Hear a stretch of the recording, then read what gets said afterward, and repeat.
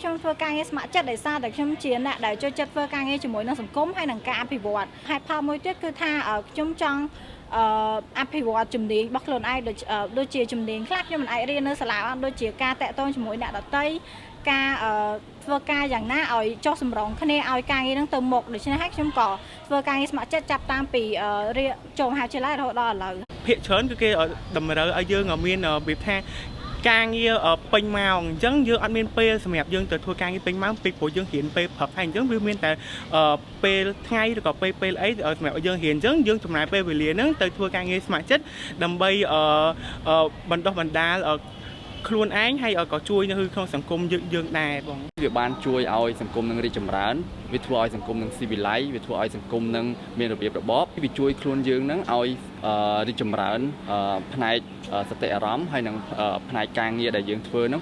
មួយទៀតធ្វើឲ្យសង្គមនឹងសប្បាយចិត្តវាធ្វើឲ្យអ្នកដែលយើងធ្វើការជាមួយនឹងសប្បាយចិត្តអញ្ចឹងយើងខ្លួនឯងក៏សប្បាយចិត្តដែរប៉ាម៉ាក់ពេលខ្លះគិតថាយើងមិនបានថវិកាប៉ុន្តែការដែលយើងស្ម័គ្រចិត្តយើងគិតថាយើងបានជួយដល់សង្គមយើងគឺជាចំណែកមួយទៅនឹងសង្គមយើងជាចំណែកមួយនៃការលូតលាស់នៃប្រទេសជាតិកាលពីខ្ញុំចូល volunteer ដំបូងហ្នឹងខ្ញុំអត់ដឹងថាខ្លួនខ្ញុំចង់ធ្វើអីទេហើយ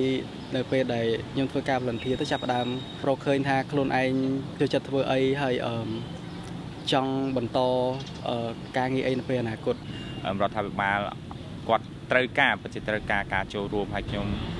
ចង់តបស្នងទៅកាន់សង្គមជាតិមួយគ្នានេះដែរក៏ខ្ញុំ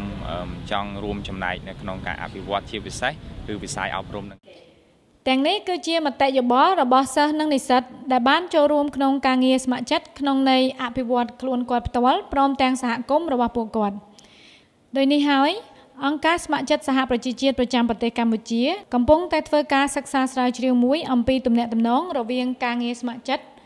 និងមុខរបរនិងការងាររបស់យុវជននៅក្នុងប្រទេសកម្ពុជាការងារសិក្សាស្រាវជ្រាវនេះគឺធ្វើឡើងក្នុងគោលបំណង3ធំៗទី1គឺថាយើងផ្ដល់នៅព័ត៌មានស្ដីពីទំនាក់ទំនងរវាងការងារស្ម័គ្រចិត្តមុខរបរនិងការងាររបស់យុវជនហើយទី2ដោយសារយើងមានលទ្ធផលដែលទទួលបានពីការសិក្សាស្រាវជ្រាវហ្នឹងគឺយើងនឹងបង្កើតជាអនុសាសន៍ក្នុងការជំនះនៅឧបសគ្គនានាព្រមទាំងបង្កើតឱកាសនិងសមត្ថភាពទៅដល់យុវជនឲ្យពួកគាត់ទទួលបានការងារជាក់លាក់ហើយទី3គឺពង្រឹងបណ្ដាញអ្នកស្ម័គ្រចិត្តកម្ពុជាដែលយើងហៅកាត់ថា Volcam ហើយនឹងបណ្ដាញអ្នកស្ម័គ្រចិត្តផ្សេងទៀតយើងក៏អាច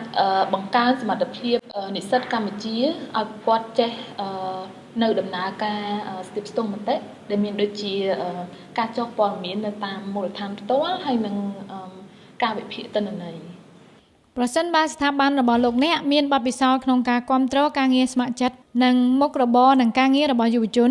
ហើយមានបំណងចូលរួមនៅក្នុងការសិក្សាស្រាវជ្រាវនេះសូមទំនាក់ទំនងមកយើងខ្ញុំ